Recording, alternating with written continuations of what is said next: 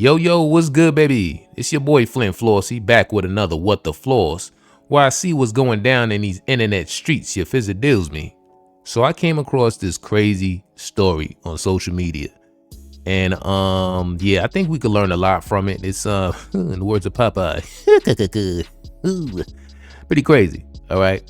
So I'm gonna play this. There's two parts to it, and I'm gonna let you know what I'm thinking.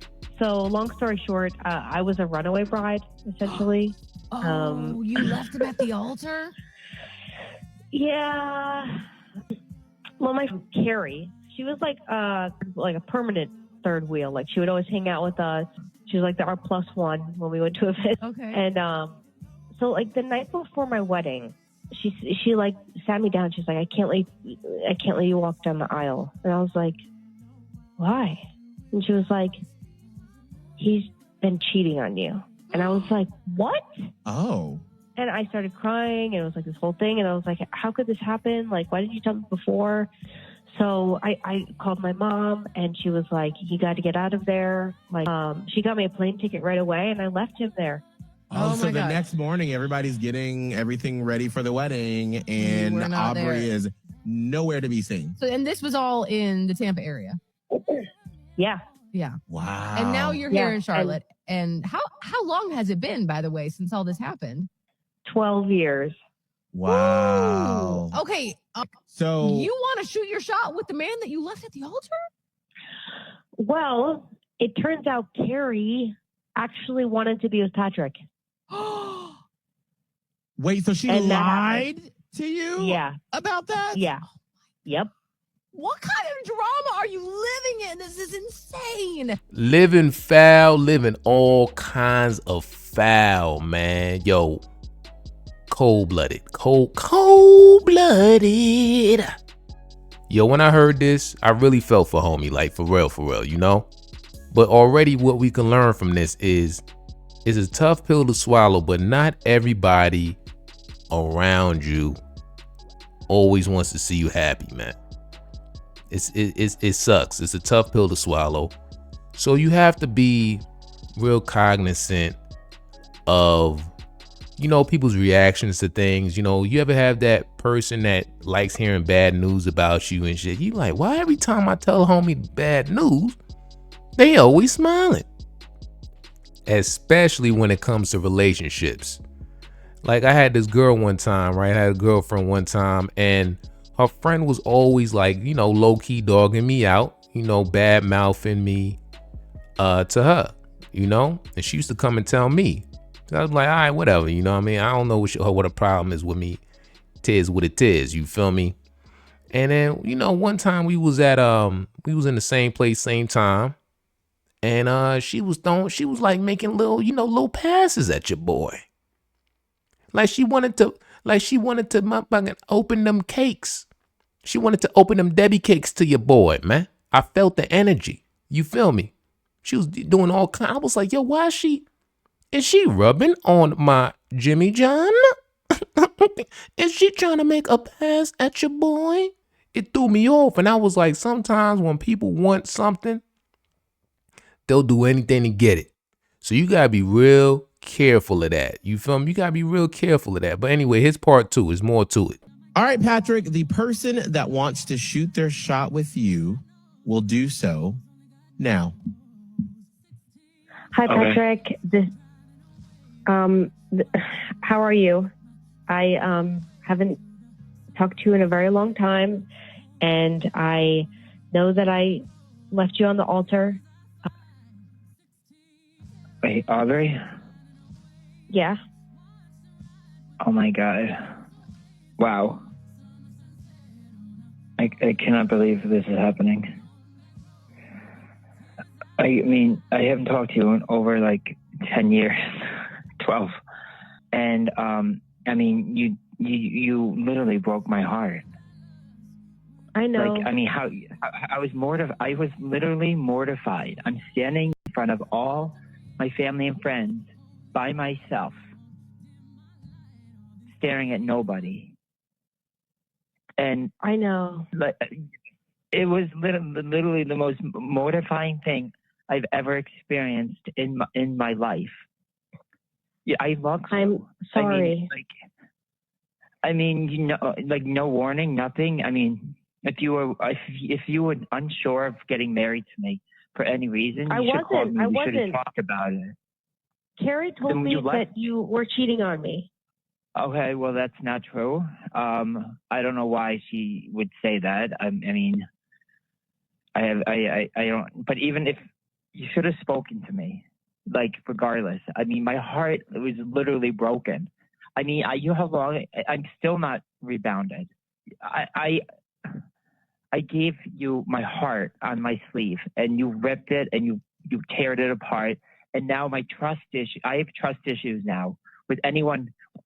For the last 12 years, I've been trying so hard to move on, and you literally destroyed me. Literally, with no call. This is the first time I'm hearing from you in 12 years. Do you understand? Yeah. I've not spoken to you in 12 years. You just literally vanished. Okay, hold on. Who does that? Okay, I know. I'm gonna step in real quick here. So we knew this was going to be very complicated, and this was not going to be easy. And obviously, right now, Patrick, you are hurt, and you are understandably so. Literally, Holly's in tears over here right now. Before we continue with anything else, because obviously this isn't going to be the connection we thought it would be, you need to process your emotions because now it's digging everything up. Patrick, would you want us to give Aubrey your number so you two can talk when you feel comfortable? I mean, like, she was the girl in my dreams.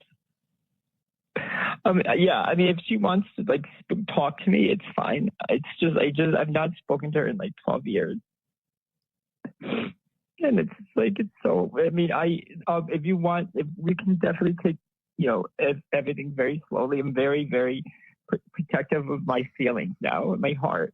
So, I mean, I will if you want. Oh man, that hurts, man. Patrick, he through, man. He done for. You hear the pain in his voice?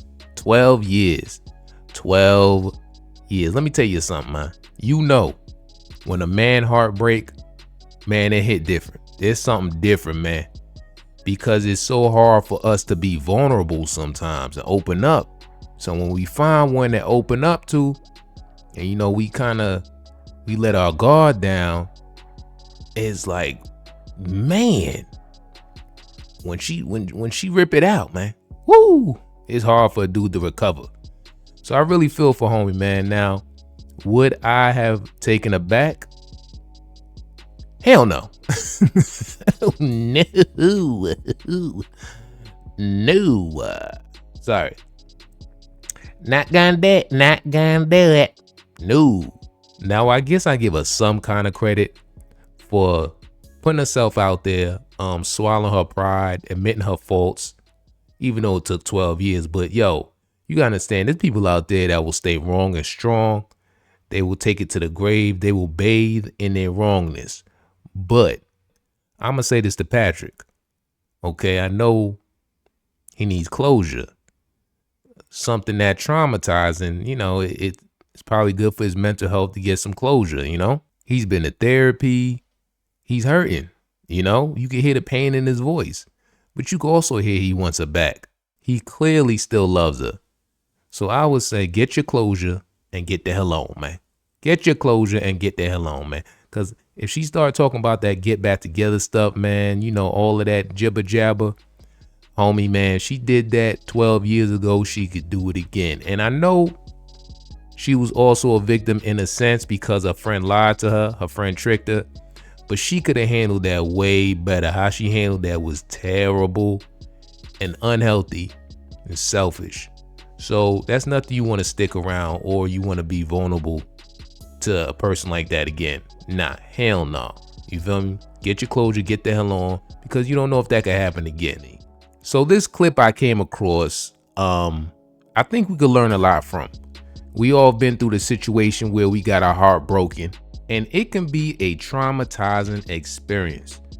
So this guy's sad story, sad story, we could learn a lot from because, a lot of times when we're in the moment, and we're actually the one experiencing the heartbreak, we do things, we're like, man, you look back, you like, yo, why'd I do that? Man, I was tripping. Man, what was I thinking? You know, because man, love make you do some crazy things, you know. So when you hear stories like this, it's really a learning lesson, you know. So I'm gonna let this thing play, and I'm gonna let you know what I'm thinking. She said, I gotta talk to you. And she sat down with me, and we've been together for 16 years. I've always been straight up dedicated 100%. And she said to me, she goes, I met someone online, and I'm leaving this weekend to go see him. My life fell apart. I don't know what I would do. I'd fucking lose it. I'll tell you exactly. I'll tell you exactly what I did. I stood up. I freaked out. I was desperate. I was losing it. I went outside my front door here. I grabbed this bar we have that we put on a door jamb. She's always been like worried about having someone break into her house. I grabbed that thing and I went outside to my deck and I beat my railing until I bent that bar. And I hit it so hard that it bent this metal bar right in half because I was so lost and confused, you know. And I went and stood by my truck and I just I'm crying because it's like this woman is my everything. Right. I mean, everything that the best word that I have ever had someone say is the investment that I had into her and my kids was everything. Like, I'm one of those guys that, like, I don't flirt with other women. Yep. I don't go out drinking and goggle at girls. She was my everything. She was a gorgeous blonde, a beautiful woman, and I loved her to death. Yeah. So we kind of, you know, once everything settled down, I threw my, and I'll tell you straight up, I'm guilty of going through all the stages of things you're not supposed to do. The groveling, the crying, the complaining, the whining. I was desperate. It's so hard not to. You know what I mean? When that's your life and you see it crumbling, it's hard not to. It really, you're absolutely right. And that's what it came down to. I was so, like, I was losing everything. Like, at that point in time, like, I get, like, not that I would ever do it, but I get what people feel when they want to commit suicide. Right. Like, there's nothing to live for because she was my everything. Now, you see what he said right there, okay? Now, I'm going to let it keep playing. I ain't going to interject too much. Now, I'm noticing a lot of pedestalizing. As he said, she was his everything. Now, love is a beautiful thing. It's a beautiful thing when it's reciprocated. Key word. You have to be aware. You have to be cognizant of why she fell in love with you in the first place.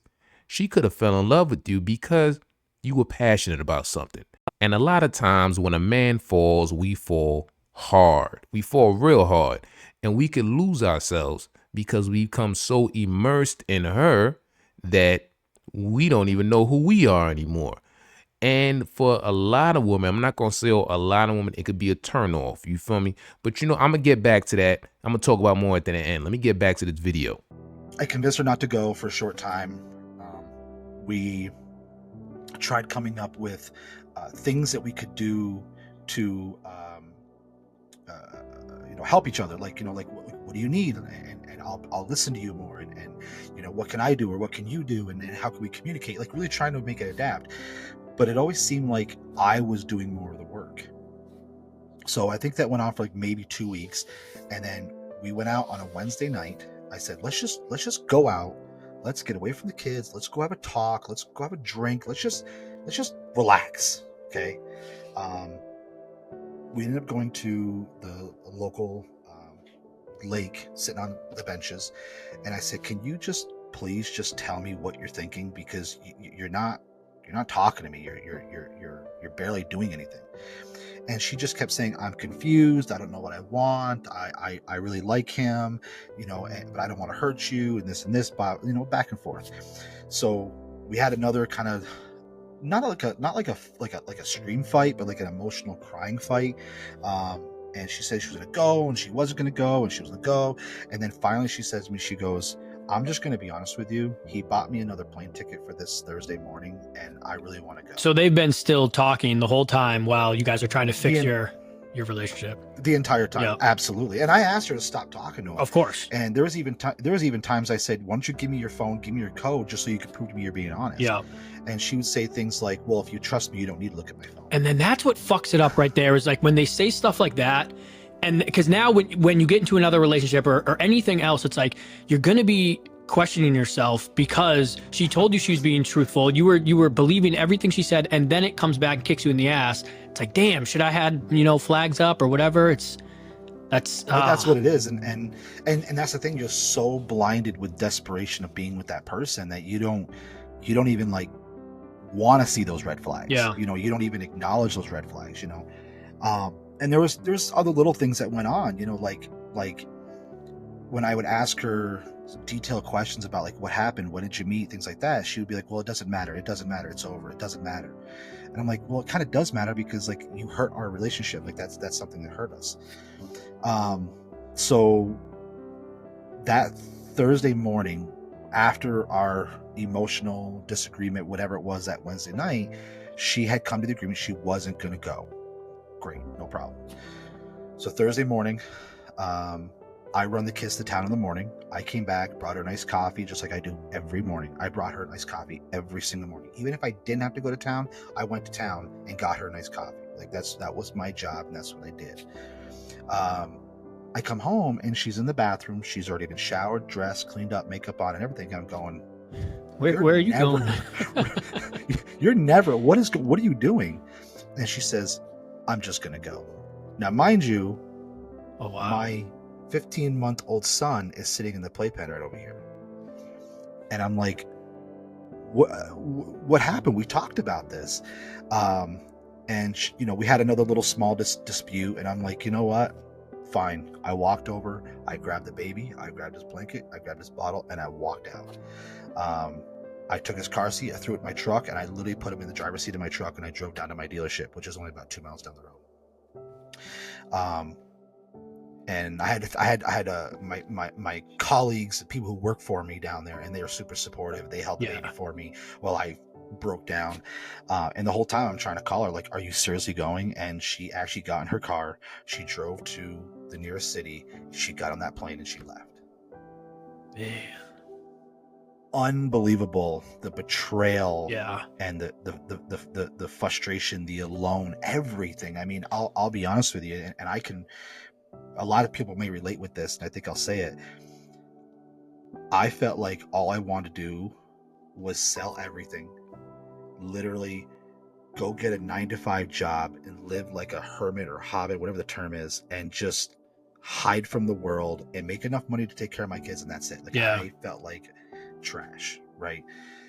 So me being the good father, I still let the kids talk to her while she was out there screwing this other guy. Now, did the kids know what she was doing? Oh, here's the psychotic part. The kids knew about all of this before I did. No way. So she was prepping them. Like when I was at work and she'd pick them up from school, she was prepping. She even like let him talk to them before she told me anything. I was like, my kids knew about this guy before I did. Yeah, and now you got to think is like, this has been planned. Now that you're saying that, like in my mind, it's like this has been planned. She knew she was going to leave you. It was just hard to leave you because of the 12-year relationship that you guys had, or 12 years married, 17 years, but she knew she was going to eventually leave you. So she was prepping the kids to do that, to eventually meet this guy. Absolutely. Oh my God. And she had her mom on board and everything, like to watch the kids and pick them up. She's like, I got it all planned and they're all good to go. And I'm like, are you like, I didn't know any of this. Like, this like smacked me in the face. Right. So the whole time she's out there, she's talking to the kids. The kids are obviously starting to miss her. They're kind of like, what's going on? This is weird, blah, blah, blah. And she kept lying when she was coming back. Like, oh, I'll come back, Saturday night or Sunday morning or Sunday night. And she just would never show up. Let her go, dog. Let her go. She gone, man. She gone, man. She gone, dog. Woo. Hearing this is painful, man. Hearing this is painful. Because we all been through it. I know I've been through it. My ex made me feel the wrath, but you got to understand, one thing I've learned is A woman could break up with you on Wednesday, right? But mentally, she broke up with you 6 months ago. So it may feel like it coming out of nowhere. Like y'all have a little argument, over what you want to eat, Chinese food or pizza. And she said, it's over. And you're like, what? She dumped me because I wanted Chinese food instead of pizza? But nah, dog. It's been built up and it's been pent up and she was waiting for the right time. But she broke up with you long time ago. And when she wants to walk away, you gotta let her walk. You gotta let her go. Of course, you could initially express you don't want to lose her, especially if you're at fault. But if she wants to go, ain't much you could do about it, dog. Because you don't want to force anybody to be in a situation where they don't want to be in, especially a woman, because she gonna make you feel the wrath, And do you really want to be with someone that doesn't want to be with you? You gotta have self-respect, because that lack of self-respect is gonna make her want you even less, because you're gonna start doing things out of your character. You're gonna be, groveling and and it ain't gonna work. She has to want to come to you on her own time. She has to feel like it's because she wants to, not because she's being forced or guilt tripped. And according to what he's saying, he did everything right when it comes to being a good husband. He wasn't looking at any other women. He was all about her and the kids. So, man, it sounds harsh, but man, it's brutal, but she probably just got bored. And this new dude sparked a flame, kind of created some excitement in her life. And if that's the case, man, that's messed up. You don't even want that back, homie. And she was straight disrespectful with it? Hell no. She belongs to the streets. You don't want that back. You want to put that energy towards a woman that's going to appreciate that, that's going to reciprocate that. Not one that's going to be like, hey, I know you love me and all, but gotta go get my back blown out. Sorry. That's crazy. I know we can't really control who we fall in love with, and we can't really control, a person switching up on us. We could be dating a woman for, 3 years, and the 4th year, boom, she switch up. You ain't know that was going to happen, Hey, but that's the game you play when you roll the dice of love. You feel me? But one thing I can say, in the earlier stages, okay, you got to keep your eyes open in the vetting process. Keep your eyes open. And if you find yourself always giving, pouring yourself out into a woman that you really like, but you're not getting nothing back. All right. There's no reciprocity. You're not getting nothing back. And it's just all you pouring yourself out, you immersing yourself. You got to walk away from that. I don't care how much you like her, because you're going to get deeper and deeper into the situation. And she pulls something like this year 5. You're like, gotta go. Well, this guy bought me a plane ticket. Gotta go get my back blown out. Sorry. And you're like, oh, how'd this happen? Where'd this come? What? And she didn't really like you in the first place. But you didn't have your antennas up because you were so goo goo gaga. But yeah, I'll probably get deeper into this in another episode. But let me know what y'all think in the comments. Like, comment, subscribe. FlintFlossy.com. Until next time, baby, I'm out.